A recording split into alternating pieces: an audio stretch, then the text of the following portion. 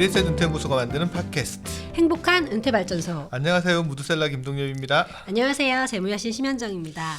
추석 연휴가 코앞인데 재무여신님은 방송 끝나면 어디로 가시나요? 네, 저는 강원도가 집인데요. 네, 내일쯤 조금 덜 막히는 시간 찾아서 내려가 보려고 합니다. 요즘 뭐 KTX도 그쪽 뚫리고 뭐 해서 도로도 여러 개 뚫려 해서 얼마 시간은 안 걸릴 것 같은데 네, 많이 얼마 막히진 걸려요, 않아요. 시간이? 저는 고향이 강원도 삼척인데요. 그래도 강릉은 KTX가 뚫려서 좀 빨리 가는데 삼척은 그래도 한 3시간 반, 4시간 걸립니다. 삼척 모르시는 분들 많으실 것 같은데 삼척의 자랑거리 한 3가지만 이야기해 주십시오. 갑자기 이렇게 고향에 대한 애향심이 없으신 것 같아요. 네, 저희는 산과 바다와 계곡이 모두 있는 천혜의 자원을 가진 도시입니다. 네. 삼척 주민들 혹시 또 재무여신님 내려가시면 반갑게 맞아주시기 바랍니다. 명절이라고 하면 이제 좋은 점은 아무래도 이제 오랜만에 가족도 만나고 친지도 만나고 하는 건데 이런 명절이 꼭 좋은 것만 같지는 않은 것 같아요. 또 세상에서 제일 무서운 게 가족이거나 친지인 경우가 또 명절 때 일어나는 일들이라서 오히려 스트레스가 쌓인다는 분들도 종종 보게 되는 것 같습니다. 네, 명절 스트레스라는 말이 괜히 나오는 말이 아니죠. 사실은 가까운 사이에서 더 말을 조심하고 그래야 되는데 우리가 잘 모르는 사람한테는 말도 조심하고 잘 대해주지만 가까운 사이에서는 좀 함부로 말하게 되고 쉽게 판단하게 되고 그런 부분이 있는 것 같아요. 그래서 우리가 오늘은 가족 안에서 어떻게 하면 좀 더 좋은 부모가 되고 어떻게 하면 조금 더 좋은 형제 자매로 지낼 수 있는지 이런 이야기들을 나누어 보고자 합니다. 이와 관련해서 저희가 조언을 해주실 전문가 한 분을 모셔봤는데요. 가족 상담 전문가 이호선 교수님 모셨습니다. 안녕하세요. 반갑습니다. 이호선입니다. 교수님 저는 기억하기로는 제가 네. 교수님 강의하는 거 한번 들은 적 있습니다. 네네. 제가 이때까지 들었던 생애 몇 안 되는 강의 같아요. 너무 재밌어가지고. 우리 무드셀라 우리 김동엽 상무님 잘 되실 겁니다. 안목이 높으시네요. 네, 제가 이호선 교수님 간단하게 소개시켜 드리겠습니다. 교수님께서는 현재 숭실사이버대학교 기독교 상담복지학과에서 학생들을 가르치고 계시고요. 한국노인상담센터장도 맡고 계십니다. 노인과 가족 문제에 관련된 다양한 책을 쓰셨는데요. 저서에는 늙음에 미치다, 노인상담, 부모도 사랑받고 싶다, 노인과 노화 같은 책들을 쓰셨습니다. 교수님 오늘 또 귀한 시간 내주셔서 이제 정말 감사드리고요. 또 행운발 저희 들으시는 분들이 주로 40대, 50대 분들 되게 많으세요. 네네. 그러니까 그분들이 이제 명절을 앞두고 이제 가족한테 어떻게 해야 되는지 이런 거에 관련해서 좀 재밌는 이야기, 좀 의미 있는 이야기 좀 많이 전달해 주셨으면 좋겠습니다. 네. 먼저 들어가면서 이제 요즘은 4인 가구보다는 1인 가구가 더 많잖아요. 1인 가구 전성시대라고 하는데 이 경우에 이제 명절 때 이렇게 만나보면 자녀들 딱 보는 순간 부모님들 생각나는 것들 있잖아요. 뭐 하는 소리가 너는 언제 결혼하냐 이거부터 해서 너는 뭘 먹고 살 거냐 맹간 말들을 하는데 이 가족 형태의 변화 같은 것들하고 이것 때문에 생기는 문제들 같은 것들 대표적인 게 어떤 것들이 있을까요? 일단 저는 오늘 우리 팟캐스트 함께하면서 참 기뻤던 것 중에 하나가 우리 그 재무 여신님하고 또 무드셀라님하고 같이 하고 계시잖아요. 저는 그 여신은 하나도 안 부럽고 재무가 일단 좀 부럽고요. 네. 더군다나 재무 여신님이 강원도 분이라고 해서 깜짝 놀랐어요. 네. 왜냐하면 강원도에서 태어나서 재무 여신이 된다는 거는 뭐 거의 불가능한 일이거든요. 강원도가 원래 사람이 잘 안 나요. 뭐 감자, 옥수수 이런 게 주로 나는데 제가 강원도 사람이거든요. 네, 그러세요. 고향이 강원도. 저는 강원도 대관령이고요. 그래서 왕년의 별명이 살찐 하이디였죠. 네. 산 하나 넘어가면 이 동네네요. 네, 그러니까. 그래가지고 그냥 어쨌든 참 특이하다. 재무도 여신 있구나라는 거. 그리고 또 무드셀라라는 이름이 참 그 성경에 나오는 이스라엘의 그 족장 역사에 있는 이름인데 한 일은 전혀 나오지 않고 오래 산 것 하나로 이름이 남을 수 있는 그렇죠. 몇 안 되는 분이라서. 그렇죠. 저도 비슷하게 됐으면 좋겠습니다. 저는 자실구레한 걸 이름 남고 싶지 않고 장수로만 이름 남고 싶습니다. 아, 좋습니다. 나중에 이제 거북이로 판명이 날 수도 있다는 거. 근데 이제 우리가 이제 4인 가구에서 이제 1인 가구라고 하는 사실상 전 사회가 인류에서 한 번도 경험해 보지 못한 형태로 재편되고 있는 거잖아요. 그렇죠. 그래서 우리가 이거를 뭐 이상하거나 낯설거나 이건 병리적인 형태로 보는 분들도 계시지만 우리가 뭐 저출산 이런 얘기하고 또 비혼 시대 이런 얘기 하는데요.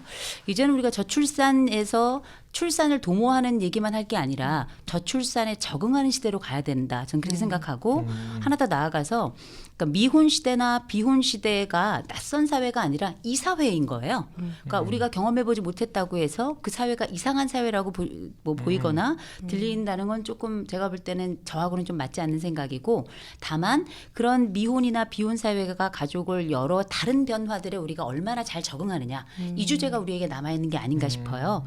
그래서 뭐 우리가 알고 있는 생로병사에서 파트너를 만나고 그 파트너와 더불어서 다음 세대와 또 그 희노애락을 함께하고 이게 굉장히 인류 역사에 있어서는 생존의 주제이자 동시에 과정의 주제로서 굉장히 중요하긴 한데 지금은 우리가 1인 사회를 통해서 다른 대체할 만한 여러 대안적 가족이라든지 혹은 대안적 삶의 요소들이 함께 나오고 있기 때문에 과연 이게 마이너스 사회로 간다고만 얘기할 수 있을 것인가? 전 그렇게 생각하지 않고 저출산 역시 저는 뭐 이게 국력의 주제이기도 하고 굉장히 다양한 주제를 다루긴 하는데 이게 때려서 애를 낳을 수 있는 게 아니거든요. 그렇죠. 밀어서 애를 낳을 수 있는 게 아니기 때문에 힘만 준다고 애가 나오는 게 아닌 것처럼 아이는 아이 스스로가 자연스럽게 출산이 이루어지는 거거든요. 애가 먼저 나와야 돼. 그래서 우리가 그 마음의 태기를 가질 수 있도록 하는 그 사회적 환경이 먼저 조성되지 않는 한은 실제 우리가 알고 있는 이 저출산 사회는 지속될 가능성이 굉장히 높고 그렇다면 우리가 약간 마음의 여유를 오히려 더 갖고 1인 사회에 적응하는 사회적 분위기를 만들어가는 것도 굉장히 중요하다고 보기 때문에 이거는 사회가 가지고 있는 변화 그리고 이 변화가 주는 새로운 사회에 대한 또 다른 비전과 또 다른 그림을 꿈꿔야 되는 게 아닌가 저는 그렇게 생각합니다. 저도 보니까 이게 환경은 이미 혼자 사는 사람들이 되게 많아졌잖아요. 결혼 안 하는 자녀들도 많아졌고 그런데 그 자녀들 만났을 때 40대 50대 부모들 입장에서 딱 무슨 말 해야 될지 모르겠는 거예요. 아, 그죠. 여기 만나면 할 이야기 딱 뻔하거든요. 잘 사냐 그다음부터 하는 말이 오랜만에 보면 뭐 결혼할 생각 아니면 취업은 뭐 이 두 가지 물어봐야 되는데 요즘 젊은 친구들한테 그 두 가지 질문이 제일 크게 상처가 되는 것 같아가지고 뭘 물어봐야 되지 어떻게 이야기를 시작해야 되지 이게 저는 물어볼지 말아야 될지 헷갈리는 건 안 물어보시는 게 좋아요. 그죠? 내가 생각했을 때 물어봤을 때 조금 문제가 생길 것 같다는 걸 뭐하러 그 위험을 무릅쓰고 물어보는지 모르겠어요. 근데 우리가 뭐 명절도 가까이 오면 늘 우리가 하는 주제가 너는 몇 등 하냐? 뭐 대학은 어디 갔냐? 뭐 취업은 하냐? 그렇죠. 연애는 하냐? 결혼은 하냐? 애는 하나냐? 둘이냐? 뭐 이렇게 얘기하는데 제가 항상 이런 말씀을 드립니다. 사회에서 40대 이상을 우리가 기성세대다. 보통 이렇게 이야기를 하는데요. 저는 40대 이상이라는 말은 이미 틀린 얘기고요. 보통은 55세 이상 되어야 저는 기성이 된다라고 판단을 하는 거예요. 그럼 아직 저는 기성이 아니네요. 그건 알아서 판단하시고요. 네. 피아를 하는군요. 그런데 제가 왜 이 말씀을 드리냐면 어른이라고 하는 건 어른의 역할과 어른으로서 선배 시민으로서나 또 나이가 먹었다는 것에 대한 나이값의 의미를 좀 되새길 필요가 있는데 그러면 젊은 세대들에게 정말 우리가 관심이 있어서 너는 몇 등 했냐 대학을 어떻게 가냐 뭐 연애는 어떻게 되냐 결혼했냐 애 하나 둘 이거는 관심 있어서 묻는 게 아니에요. 묻긴 물어야 되겠는데 뭘 물어야 될지 모르겠으니까 네, 말씀하신 것처럼 뻔한 질문 사회적으로 우리가 발달 과정에서 사람이라면 대부분 거치는 그 질문을 그냥 하는 거예요. 그렇죠. 그 질문이 아마 하기도 편하지만 답하기도 편할 것이다 라고 판단을 하는 거거든요. 근데 제가 늘 드리는 말씀이 있습니다. 명절에도 그렇고 그리고 일상생활에서도 그렇고 난처한 질문과 아닌 것들을 너무 고민하지 마시고요. 기준 하나를 가지시면 훨씬 더 어른 노릇하기가 수월합니다. 그게 바로 뭔가 생로병사만 묻고 관혼상제는 묻지 말자.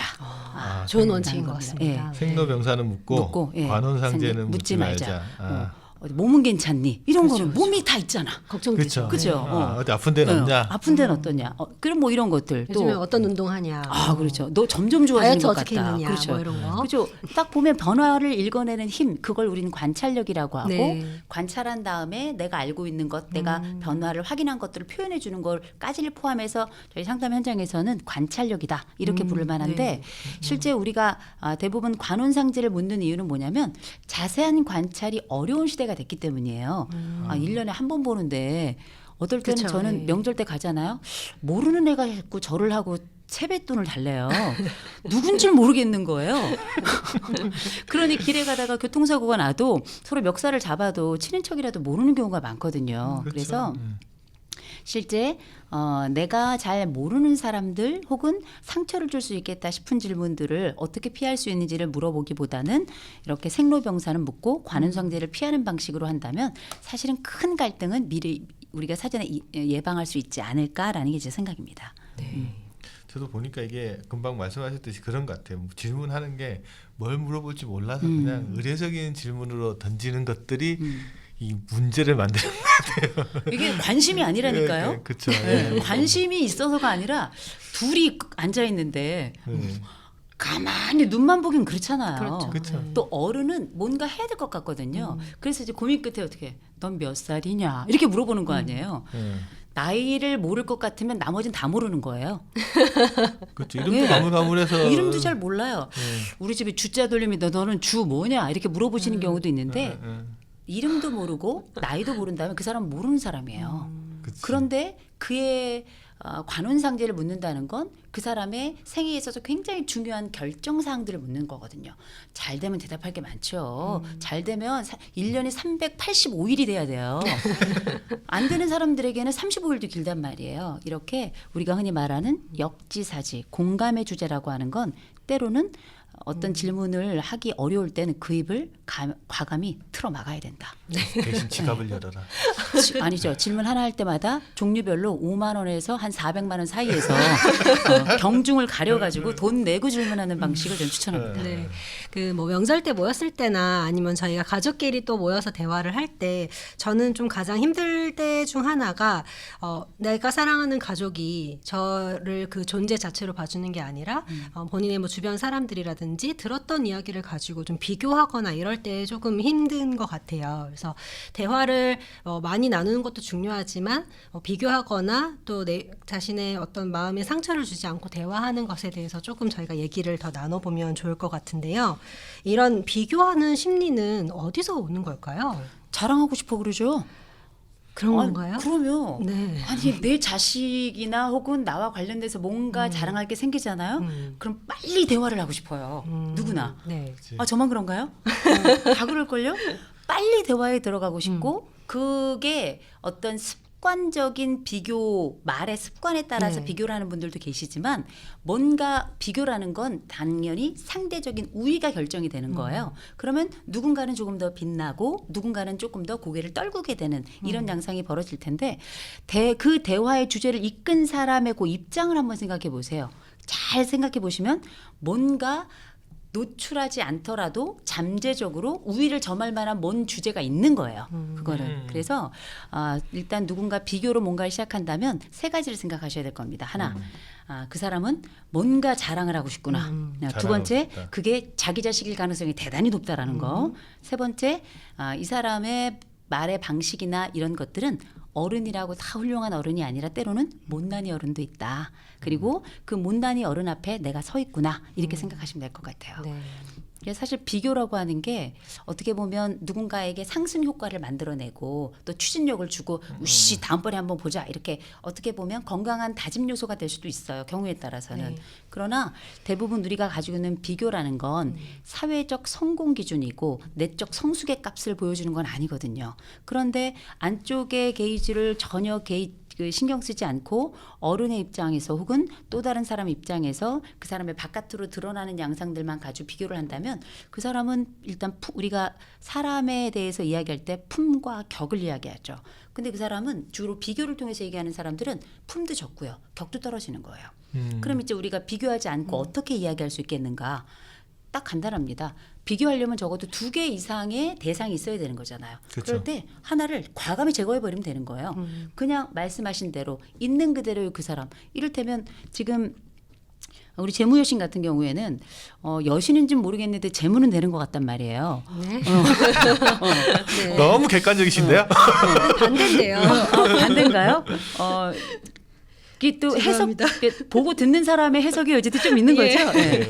근데 참 아름다우시고 제가 볼 때는 재무여신의 가장 큰 핵심은 저는 재무로 보이지 않고 되게 우아하시더라고요. 네. 그 어떤 이런 우아함과 그 다음에 그 우리 재무여신만이 가지고 있는 그 뭐랄까 아름다움, 그 사람만의 매력, 이 사람만의 특징, 이 사람만의 장점, 이 사람 다른 사람들에게서 찾을 수 없는 이 사람만의 그 보석 같은 측면 이런 거로 읽어내는 사람이 이 사람이 사실은 모든 사람들의 영웅이에요. 영웅인데 그런 것들을 찾아내기가 쉽진 않잖아요. 그렇죠. 단일 조건 아의 사이에서 비교하지 않고 이 사람만의 그 보석을 찾아낸다는 게 쉬운 건 아닌데 간단해요. 예를 들어서 기억력이 좀 좋은 분들 같은 경우에는 한 놈에 하나씩만 찍으면 돼요. 그래서 이를테면 제가 우리 상무님을 뵀다. 그러면 우리 상무님 같은 경우는 이마가 굉장히 잘생기셨어요. 개인차가 있을 수 있어요. 평가에는. 네. 그러나 제가 볼 때는 굉장히 아주 객관적이신데요. 예, 굉장히 때로는 이마만 남는 경우가 있어요. 근데 이마가 굉장히 멋지단 말이에요. 그럴 때 제가 좋아하는 남성의 이마를 가지고 계시기 때문에 저는 볼 때마다 상무님은 이마가 무드셀라의 이마가 바로 이 이마였군요. 장수의 비결은 이마입니다. 이런 식으로 이 사람만이 가지고 있는 독특한 것들 꺼내서 얘기하는 거 어렵지 않아요. 네. 이를테면 이 사람에게는 많은 특징이 있습니다. 냄새도 나고요. 사람에게는 눈도 있고 코도 있고 경우에 따라서 이 사람이 가지고 있는 신체적 특징이 아니라도 그 사람에게 다가가서 마음 먹고 그 사람에게 특징을 찾으려면 어디서든 찾을 수 있어요. 심지어 뭐 제가 만났다. 오늘 머리 감으셨구나. 뭐 이런 식으로 머리를 깎거나 예쁘게 하지 않더라도 감은 것만으로도 그 사람하고 나 사이에는 굉장히 신선하고 재밌는 그렇죠. 연결고리가 네, 만들어질 그렇네요. 수 있는 거니까 그러니까 왜 요새 뭐 랩 한침 나올 때 뭐 너와 나의 연결고리 이건 우리 네. 안의 소리 뭐 이런 얘기 나오잖아요. 네, 네. 그거는 너와 나의 연결고리는 비교를 통해서는 절대 이어질 수 없어요. 너와 나의 심리적 고리는 단순히 그러니까 아주 심플하게 너와 나 사이의 심정적 고리는 1대1 관계고 그 1대1 관계가 배를 견인하는 거거든요. 거대한 바다에서. 그 배를 견인해서 우리라고 하는 항구로 정착할 수 있도록 하는 거기 때문에 비교를 하지 않는 방법을 찾지 말고 단일 요소, 단일 대상 안에서 그 사람만의 특징과 보석을 찾으려고 하는 것. 그건 몇 번의 연습을 통해서 누구든지 가능한 거예요. 중요한 건 의지다. 동기가 되게 중요해요. 네네. 내가 이런 마음을 자꾸 가지려고 하는 것. 그러면 그 사람에게서 보이지 않던 요소들이 찾아지고 놀랍게 우리가 이제 30살 넘은 분들은 다 아실 겁니다. 아무도 우리에게 우리를 잘했다, 이쁘다, 네가 잘났다, 이거 잘한다 얘기해 주는 사람이 없어요. 30 딱 넘어서 결혼하고 애 낳고 이렇게 살다 보니까 아무도 누구도 나에게 칭찬을 해주거나 뭘 잘한다고 해주는 사람 욕먹을 일만 꽉 찼어요. 그럴 때 그 순간에 나를 단독자로 보고 그 단독자에게서 그 보석 마치 우리가 불상에서 그 반짝이는 이마에 그 보석 사실은 그게 단순한 보석은 아니거든요. 그것을 통해 가지고 세상을 비추는 빛이잖아요. 그 빛을 찾아내는 그 사람을 우리는 어떻게 그 사람에게 목숨을 바치는 거거든요. 그래서 비교를 하지 않는 방법보다 비교 대신 단일 대상을 통해서 장점을 찾는 게 좋고 혹시 어른들 중에 내가 싫은데 비교를 하는 분들이 계세요. 네. 그럴 때는 두 가지 방법이 있죠. 하나 견디는 방법이 있고요. 네. 견디는 것도 방법이고 기술이에요. 또 한 가지 방법이 있다면 예를 들어서 뭐 작은 어머니 저는 이런 부분에 관심이 있습니다라고 새로운 하나의 대화 주제를 꺼내놓는 것도 괜찮습니다. 굳이 비교를 견디면서 그 비바람에 똥물이라고 하면 안 되겠죠. 괜찮습니다. 내 심정적 똥물을 얻는 것 같은 느낌이 드니까요. 왜냐하면 저도 비교를 정말 많이 당하고 했기 때문에 상처를 받죠. 그러면 저희 작은 오빠는 굉장히 몸이 약하고 잘생겼어요. 어렸을 때. 지금이야 많이 망가졌지만 잘생기고 몸이 약하고 이런 애들은 또 편식을 해. 이게 또 공부를 잘해요. 그러니까 저는 막내라서 4번 길을 잃었는데 아무도 제가 없어진지 몰랐거든요. 그 존재감이 없는데 남의 비극 앞에 웃는 게 아니에요. 그런데 한 번은 옛날 어렸을 때 냉장고가 없던 시절이 있었어요. 저희가 이제 월세로 다른 집에 얹혀 살 때가 있었는데 저희 아버지가 한 4번째 사업 망했을 때. 그런데 저희 엄마가 그 이제 주인집이라고 옛날에 불렀는데 그 주인집에서 냉장고 없던 시절인데 한여름에 더웠는데 옛날 다 냉면 대접에다가 네. 그냥 그쵸, 먹었잖아요. 그쵸. 예. 거기다가 얼음을 준 거예요. 얼음을 딱 줘가지고 그러면 내가 빨리 끝나니까 나 국민학생 초등학생이죠. 네. 나이가 나죠. 저 국민학교 때면 어릴 때인데 그러면 제가 왔을 때 제가 먹을 수 있도록 그 얼음을 바로 주면 얼마나 좋아. 그치. 몸 약한 오빠 주겠다고 이걸 장롱 위에 올려놨네. 오빠가 왔을 땐 거품뿐인 흔적인 거죠. 근데 이제 그런 건 단순 비교이긴 하지만 사랑으로서 비교를 당한다는 거는 사실 굉장히 또 다른 의미인데 네. 명절이나 이런 가족들 간에 함께 모이면 이런 가족 피부치 간의 비교부터 시작이 되니까 참 이게 상처고 또 아픔이 되는데 네. 이게 사회적 관계로 가도 이런 비교치들은 계속 생겨나잖아요. 그럴 때 우리가 무조건 내 자존감을 올리면 된다고 생각합니다만 그것만은 아니고요. 가능한 나부터도 다른 사람 비교 속에 성장한 사람은 또 나도 모르게 다른 사람을 비교해요. 네. 그런 어떤 학습이 나도 모르게 이렇게 스미기 때문에 내 스스로가 타인의 그 보석을 발견하는 것 하나 또 누군가 비교를 할 때는 견디거나 아니면 그게 싫다 그럴 땐 또 다른 주제로 이렇게 딱 빠르게 넘어갈 수 있을 만한 그런 센스 이런 네. 것도 좋을 것 같습니다. 제가 이제 말씀하신 거 보니까 그러니까 비교가 자랑에서 나온다 그랬는데 보통 저도 보면 우리 자식을 딴 사람한테 이야기할 때는 자랑으로 가는데 집에 와서 자식한테 이야기할 때는 다른 사람 이야기를 듣고 온 거잖아요. 저도 그러니까 이 자녀들 또 비교하게 되는 것 같아요. 걔는 이제 명절 끝나고 오면 매를 맞죠. 그래서 이게 바깥으로 향하는 자랑거리가 오히려 집으로 들어왔을 때는 이제 가족 관계를 또 해치는 또 뭔가가 되는 것 같아서 그 부분 좀 주의를 해야 되겠네요. 그래서 그렇죠. 보면 또 그게 애들이 그러니까 견디는 방법 중에 하나가 이야기에 집중하지 않고 스마트폰으로 눈을 쫙 돌려가지고 계속 게임만 하고 있거나 이야기를 하고 있으면 차단하는 그런 애들한테 부모 입장에서는 아니면 어른 입장에서 무슨 말을 꺼내기가 참 쉽지가 않은데 딱 그만두게 하시는 방법이나 이런 건 없나요? 대화의 기술, 대화를 시작하는 기술 같은. 그거 저 스마트폰이 우리나라뿐만 아니라 전 세계에 시작된 지가 상당히 오래됐거든요. 네. 아직 인류는 그 문제를 해결하지 못하고 있어요. 근데 이제 네. 다만 아이들이 스마트폰을 하는 데는 여러 가지 이유가 있습니다. 첫 번째, 일단 스마트폰을 하더라도 그 자리에 있는 아이들은 훌륭한 아이들이에요.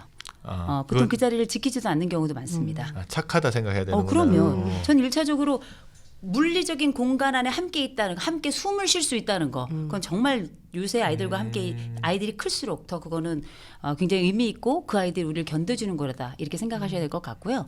두 번째, 스마트폰을 하고 있으면 어른들 입장에서는 굉장히 좀 불쾌하기도 하고요. 좀 무시당한 내 느낌 얘기 안 들죠. 듣는 것 같아요.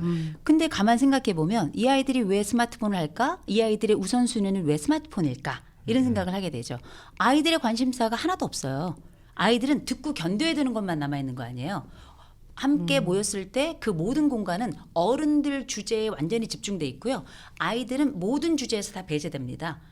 아니 재미 내가 돈 주고 영화 보러 가서도 재미없는 영화에서도 조는데 그렇죠. 일부러 가서 앉아서 나의 시간과 공간이라고 하는 이런 무형의 값을 지불하고 앉아서 그 고역을 치르는 것도 아이들 입장에서는 그게 쉬운 일이 아니에요. 그렇다면 우리가 이런 전제를 감안을 한다면 뭘 해야 될까? 첫째, 아이들이 관심 가질 주제에 대해서도 어른들이 한 번쯤은 그 아이템을 좀 생각하고 고민할 필요가 있겠다라는 것. 그다음에 꼭 모든 주제에서 어른들이 주가 되고 결정자가 된다고 생각하지만 사실은 아이들 입장에서는 관심사가 딱 정해져 있습니다. 하나, 용돈이 나오는 거 안 나오는 거. 그렇죠? 중요하죠. 그래서 어른들끼리 얘기할 때는 네가 지금부터 앉아 있는데 몇 시쯤에 용돈이 나올 것이다라고 미리 공지를 하는 것도 나쁘지 않은 생각이에요. 아이들도 무슨 떡밥이 있어야지 뭘 하죠. 그렇잖아요. 그리고 그러면 아이들은 보통 스마트폰을 접고 그 이제 시계에 집중하게 되는 거죠. 네. 그리고 이제 세 번째로는 어른들이 보통 모여서 재미있는 얘기를 할 때에 그 세대 간의 다른 용어와 또 다른 주제와 다른 추억들 때문에 함께 대화에 참여하지 못하는 경우가 많이 있는데 네.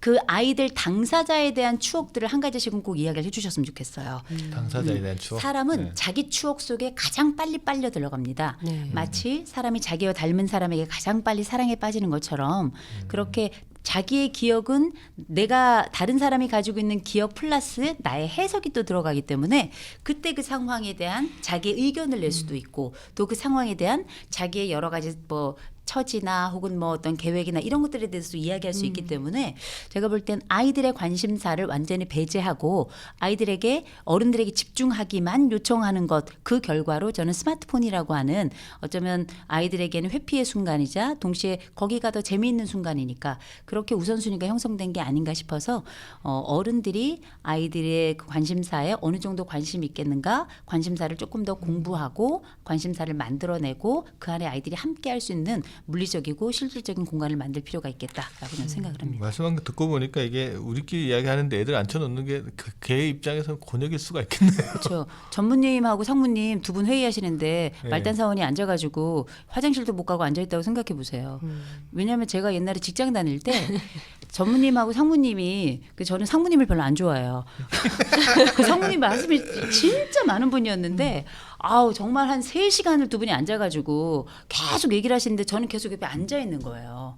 아무것 차라리 노래를 하라 그러면 하겠어요. 춤을 추라고 하면 추겠고 가만히 앉아 있는데 이 나의 존재는 무엇인가? 제가 무슨 마네킹도 아니고 내가 그래서 마네킹처럼 생기지도 않았잖아요. 근데 이게 참 이 어색함과 이런 걸 우리 보통 심리학에서 뭐라 하냐면 부적절감이라 그래요. 내가 여기 있는 게 적절한가? 그렇죠. 계속 이렇게 있다가 난 회사 못 다닐 것 같더라고요. 그래서 그만뒀나? 그렇습니다. 네. 그러니까 부적절감을 느끼지 않게 자녀들이 그렇죠. 좀 아까 말했듯이 뭐 소속인이라고 느껴야죠. 당사자에 대한 추억 같은 것도 꺼집으시고 좀 관여된 이야기를 해줘야 되는데 그렇죠. 계속 뭐 하다 보면 또 성적 이야기 나오고 뭐 하는 그렇죠. 이야기 나오고 그러니까. 그러니까 뭐 애들 심장 터지는 얘기를 좀 꺼내놔야죠. 애도 막 내세울 게 막 있어야죠. 얘가 팽이 치는 게 거의 국제 수준이다. 너 아무래도 너는 이 바닥 얼음바닥에서 좀 놀아봐야 되겠다. 너 뭐 그 뭐죠? 그 돌 던져가지고 뭐 이렇게 하는 그 게임 뭐요? 그 저기 컬링? 예, 컬링.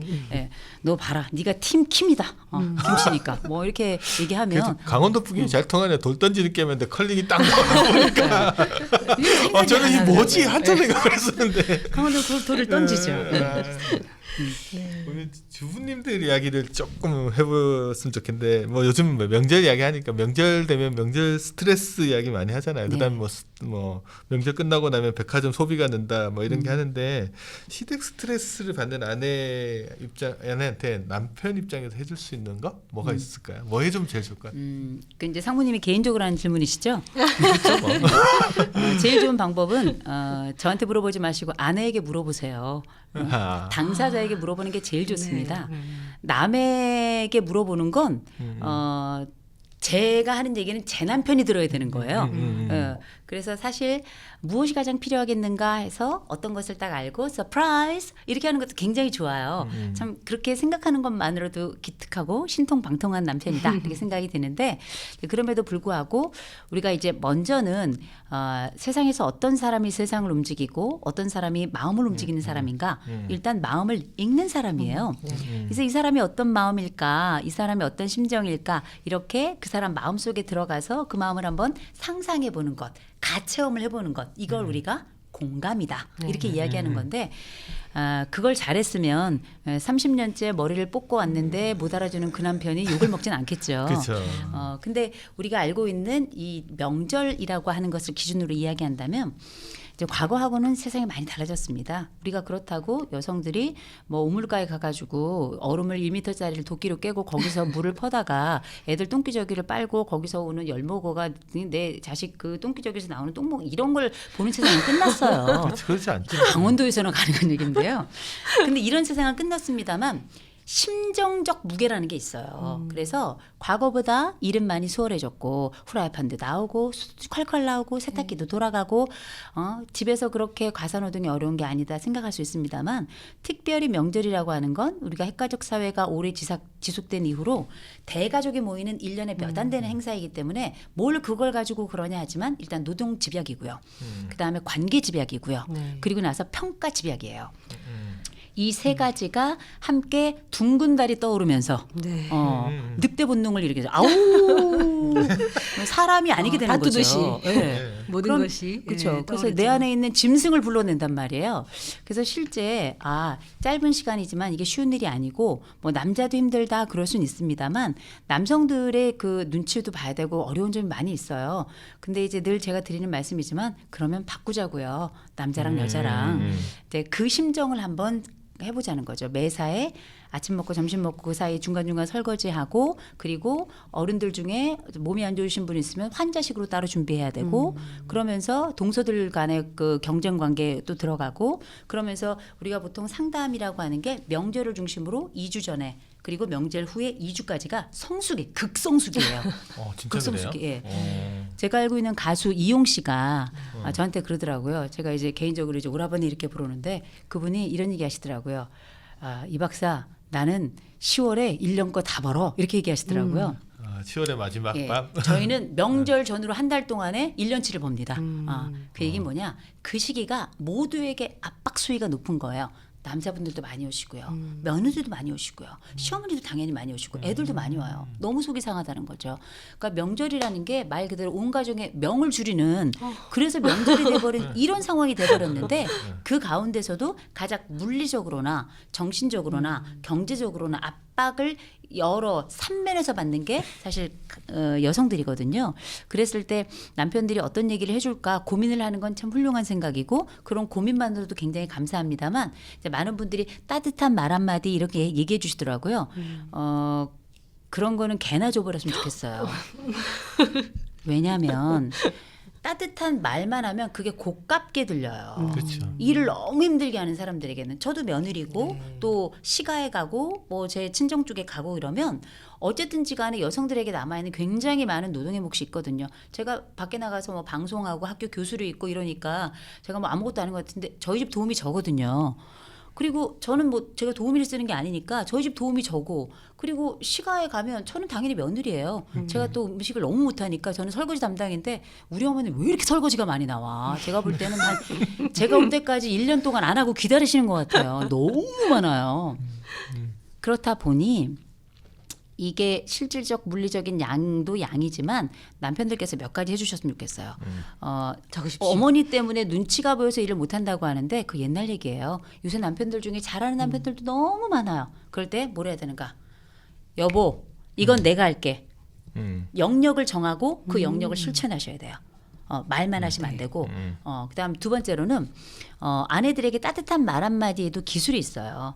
내가 실제 어떤 것에 대한 분업을 분명히 하는 것. 그다음에 두 번째는 따뜻한 말 한마디의 기술인데 따뜻한 말 한마디도 그냥 여보 고생했어. 이것도 고마워요. 사실은 참 고맙지만 조금 더 높였으면 좋겠어요. 우리가 상사에게 얼마나 이 아첨과 아부가 기술이 있었으면 영화가 나왔잖아요. 아부의 기술이라고. 저는 그 영화는 전 국민이 봐야 된다고 생각해요. 좀 지난 얘기지만 저는 그걸 보면서 저도 감탄을 맞지 않았어.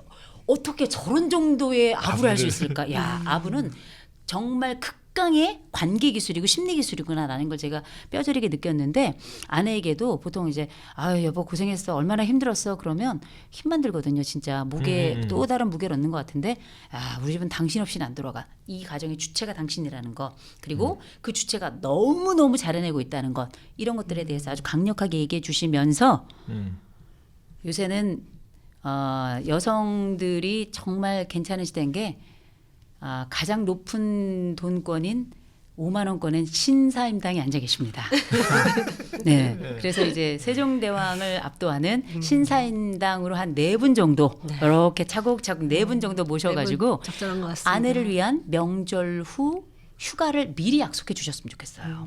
그러면 아내 입장으로선 신나거든요. 힘이 들어도 기운이 나잖아요. 그리고 매번 이걸 반복하게 되면 우리가 이걸 심리학에서는 프리맥 효과다 이렇게 불러요. 이건 뭐냐면 이를테면 우리가 중간고사가 있어요. 너무 힘들어. 그런데 중간고사 딱 끝나고 나서 남자친구랑 혹은 여자친구랑 영화를 보기로 한 거야. 아싸. 그랬더니 어떻게? 그 여자친구와 남자친구랑 영화를 보기로 한 요 기대를 가지고 나머지 그 그렇죠. 고통의 기간을 견디는 거거든요. 그래서 이렇게 따뜻한 말 한마디이지만 그 말의 수위를 조금 더 아부의 수준으로 높이고 왜냐하면 또 공로가 있으니까요. 그러면 당연히 공로가 있는 사람은 치아를 해줘야 되고요. 그리고 나서 더불어서 우리가 상여금이라는 건 그냥 나오는 게 아니에요. 아내를 위한 제 13월의 보너스가 우리가 보통 뭐 연말정산할 때 그런 얘기 합니다만 그게 아내가 모르는 경우가 많더라고요. 그러나 추석 상여금은 이제 나오는 집들이 꽤 있으니까 그런 경우에는 함께 아내를 위한 특별 보너스로 딱 정해진 금액을 해놓으면 아내는 그걸 중심으로 나만의 계획을 세우거든요. 아내는 가족의 계획이 있지 나만의 계획이 없는데 그걸 남편이 챙겨준다면 어쩌면 제가 볼 때는 그게 우리가 옛날 생물 시간에 배웠던 이렇게 활력소들이 쫙 전체를 다 차지하는 그 순간을 우리가 극상이라고 불러요. 이런 부부관계의 극상의 순간을 맞지 않을까 싶어요. 그러니까 영역을 정하고 할 일은 하고 그다음에 따뜻한 말을 할 때도 기술껏 하고 그렇죠. 플러스 말만 하지 말고 줄건 줘라. 그렇죠. 그래서 아내가 그렇게 한 명절로 하루 정도 휴가를 가야 남편도 좀 살지 않나요? 저는 한 일주일 보내고 싶습니다. 아, 정말 오늘 팟캐스트는 네. 정말 여러분에게 추천해주고 싶은 팟캐스트고 저 적극 홍보해야 되겠다는 생각이 많이 드는데요. 제가 마지막으로 조금 궁금한 부분이 있는데 저도 저희 명절에 이제 지내다 보면 이제 뜻하지 않게 가족 간에 다툼이 있는 경우들이 많아요. 뭐 어르신들끼리 그러기도 하고 아니면 뭐 어르신이 또 자녀 중 한 사람에게 뭐 비교를 하거나 그런 얘기를 해서 싸울 때가 있는데 그럴 때 사실 가족이어서 그런지 모르겠지만 그냥 뭐 얼렁뚱땅 넘어가는 경우가 많은 것 같아요. 그냥 좀 쎄한 분위기로 헤어지는 그런 경우가 많은 것 같은데 저는 조금 더 화해를 제대로 잘하면 훨씬 더 좋은 관계를 만들어가는 게 도움이 된다라고 생각을 하거든요. 이런 가족 관계에서 어떻게 화해를 하면 좋을지 좋은 팁 있으시면 말씀해 주세요. 이제 이 아이들이 스마트폰을 보는 주제가 십수년간 아직 인류가 풀지 못한 주제라면 가족의 불화는 지금 역사 이래 한 번도 풀리지 않은 주제. 네. 호모사피엔스가 출현한 이후로 제가 볼 때는 그거는 호모 에렉투스 때부터요. 자, 그런데 실제 생각을 해보면 가족이니까 싸우는 것도 있는데 가족이라서 이해가 안 되는 부분이 훨씬 더 많아요. 네. 그리고 가족이라고 하는 게 참 우리가 좋을 때도 있지만 안 좋아지면 끝도 한도 없이 돌아서는 게 가족이라 누군가는 가족을 가할수록 족쇄다. 그래서 가족이다. 뭐 이렇게도 얘기를 하는데 사실 우리가 가족 간의 화해 방식은 인간적 화해 방식하고 다 똑같습니다. 가족이라고 특별한 사람 아니고 다들 뭐 오욕칠정 가지고 상대방에 대한 기대가 조금 더 크다는 것, 또 상대방이 나를 분명히 어느 순간에간 도울 것이라고 하는 그 막연한 신뢰의 끈들을 그 핏줄이 이어지고 있는 것, 그게 바로 저는 가족이라고 생각을 하는데요. 그럼에도 불구하고 사람들이 가지고 있는 관계의 방식과 관계의 망은 거의 비슷한 방식으로 엮여 있거든요. 그래서 실제 우리가 가족 간에 어떤 갈등이 생겨났다, 문제가 생겨났다. 그럴 때 제일 좋은 방법은 뭔가? 잘못한 사람이 제일 먼저 빨리 가서 사과하는 거예요. 사과는 빠를수록 좋아요. 그렇죠. 사과는 무조건 빠를수록 좋습니다. 이게 가족 간의 관계일 경우도 그렇고 타인과의 관계도 마찬가지라 묵을수록 그 사이에 마치 벽에 그 담장이 더 높아지는 것 같은 네네. 심정적 담장의 높이가 더 높아지는 느낌을 많이 받거든요. 가능하면 사과할 거 있으면 좀 미안하고 때로는 내가 좀 부끄러운 생각이 들고 나도 사과하기 싫고 때로는 자존심도 상하지만 내가 어떻게 하면 좋지 생각이 들면 그 사람이 먼저 액션해야 돼요. 제일 먼저 가능한 빠르게 사과할 것. 네. 두 번째, 아무리 상대방이 사과를 해도 받아들이는 사람이 준비가 안 돼 있으면 이건 어려운 일이에요. 이건 상호 간의 주제이기 때문에 또 다른 가족이 가족 간의 화해를 위한 사과를 한다는 건 제가 볼 땐 타인과의 관계에 있어서의 사과보다 더 큰 용기예요. 더 큰 용기입니다. 왜냐하면 가족은 더 치사하게 느껴지거든요. 네. 더 더럽게 느껴지거든요. 그런데 그럼에도 불구하고 상대방이 나에게 손을 내밀 때는 그 손은 다른 사람 어떤 사람보다 더 빨리 잡아줘야 돼요. 수치의 순간을 최소화해줘야 되는 거거든요. 그래서 가족의 사과도 빠를수록 좋고 두 번째 가족의 사과는 빛의 속도로 받아들여야 된다는 것. 그다음에 세 번째로는 우리가 가족의 범위가 되게 다양할 수 있어요. 이를테면 피를 나눈 형제나 자매일 수도 있고요. 부모와 자식 간일 수도 있고요. 동서지간일 수도 있고요. 뭐 여러 관계들이 아주 복잡다단한 게 우리 가족이라고 하는 굉장히 놀라운 그 생명 공동체인데 이 과정에서 문제가 딱 생겨나잖아요. 그럼 누군가 조정유자가 한 명이 나오면 좋아요. 그렇죠. 조종자. 이 중재자가 이게 잘 되면 중재고 안 되면 이간질이야. 이게 굉장히 어려운 주제예요. 현명한 그쵸. 중재자가 네. 필요하네요. 그런데 이 사회적 관계에서는 잘 되면 중재고 안 되면 이간질인데 가족 간의 관계에 있어서는 이간질의 가능성이 좀 낮아지더라고요. 그 서로 간에 이 뭐 핏줄로 만들어진 이 관계망이 또 다른 관계망보다 더 강하다, 약하다 이렇게 말씀드릴 수는 없을 것 같아요. 가족마다 차이가 있으니까. 그러나 놀랍게 그 안쪽에 흐르는 컨텐츠를 볼 때는 기억의 컨텐츠가 있고 또 가족이라는 게 앞으로도 함께 살아가야 된다고 하는 미래에 대한 예상 컨텐츠가 있기 때문에 조금 더 수용이 빠른 것 같아요. 네. 그래서 제3의 중재자가 나셔서 그중에 그 중재자가 어른이면 어른일수록 더 좋아요. 왜냐하면 나이가 젊은 사람이 오면 됐거든 얘기하기 쉬운데 어른이 나서서 이렇게 하는 게 어떻겠니? 같이 한번 얘기해보자 이러면 그럴 때 거절하기란 훨씬 더 어렵기 때문에 이런 어른들이 말 그대로 사회적 중재자로서도 나서야 되지만 이런 가족의 중재자로서 또 그리고 오랜 관계의 중재자로서 역할을 좀 해주셨으면 하는 바람이 항상 있습니다. 그러니까 사과는 빨리 하고 받아들이는 것도 빛의 속도로 하고 이 조정하는 중재자 역할을 좀 잘해라 뭐 이런 것 같은데 진짜 아까 말씀하신 게 이간질한다는 말이 표현이 드는 게 확 와닿는 느낌이 있더라고요. 그러니까 여기 가서 이야기하고 저기 가서 저 이야기 해야 되잖아요. 중재를 네. 하려면 그러면 넌 뭐야 이런 소리를 들을 때가 좀 있거든요. 화해를 하려고 했는데 알고 보니 양쪽에 얘기하는 게 살짝 달라. 그치. 근데 알고 보니까 둘이 서로 뒤로 화해한 다음에 자기네들끼리 말을 맞춰봤어. 그랬더니 근데 양쪽의 얘기가 달라. 그럼 이제 이 사람을 집중적으로 미워하는데 둘이 싸우는 것보다 한 사람이 미움받는 게 나아요. 결국 그래도 그 사람의 의도나 동기나 그 마음이라는 걸 그 양쪽이 다 알기 때문에 아유 얘가 우리 화해시키려고 그랬나 보다 이런 생각을 또 하거든요. 네. 오늘 가족에 대해서 여러 가지 이야기 말씀 많이 해주셨는데 이 이야기 안 하고 가면 큰일 날 것 같다. 근데 꼭 빠져있다. 뭐 어떤 이야기 있을까요? 제가 이렇게 지금 보니까 두 분이 다 미혼이거나 혹은 아이가 어린 아직 성장 중에 있는 자녀를 둔 분이에요. 그 얘기는 뭐냐? 이제 이미 다 성장을 해서 늙어가는 자식을 둔 분들이 계세요. 대학을 졸업했다든지 이런 경우 그 성인이 된 자녀들하고 잘 지내는 법에 대해서 너무너무 고민 많으세요. 네, 네. 어려울 것 네. 같아요, 진짜. 같이 늙어가면서 속썩이잖아요. 때리지도 못해요. 너무 속이 상하는데도 이제 성인이니까 어떻게 해야 될지 몰라가지고 쩔쩔매는 분들 굉장히 많은데 그 중에서도 아이들 독립주제 굉장히 중요합니다. 애들이 시집장가 안 가고 부모 옆에 들러붙어가지고 부모 연금에 빨대를 꽂잖아요. 그렇죠. 그런 친구들 우리가 빨대족이다. 이제 사회적으로는 캥거루족이다. 또 나갔다가 다시 돌아온 연어족이다. 뭐 이런 얘기들 많이 하는데 근데 이런 거는 아이들이 성장하는 과정에 있다면 꼭 정해두셨으면 좋겠습니다. 아이들하고 같이 회의를 하셔가지고요. 너희들은 몇 살 정도면 독립이 가능하다고 생각하니 꼭 한번 물어보시고 그래서 어떤 애들 철없는 애들은 22살이요. 그럼 어떻게 고맙다 얘기해 주시고요. 그게 아니라 보통은 이제 아마 30 정도 얘기들을 많이 하더라고요. 저희가 이제 가족회의나 이런 것도 관여를 많이 하거든요. 가족회의하는 방법 알려드리고 할 때 27에서 보통 30 사이가 제일 많게 예측이 되더라고요. 그때가 아무래도 졸업을 하고 그다음에 이제 취업을 하고 경우에 따라 취업이 조금 늦춰지더라도 그 시기를 전후해서 하지 않겠나라고 하는 기대를 갖고 있기 때문에 그래서 그 시기가 된다 그러면 네가 생각하는 게 30이라면 우리가 30까지는 지원하겠다.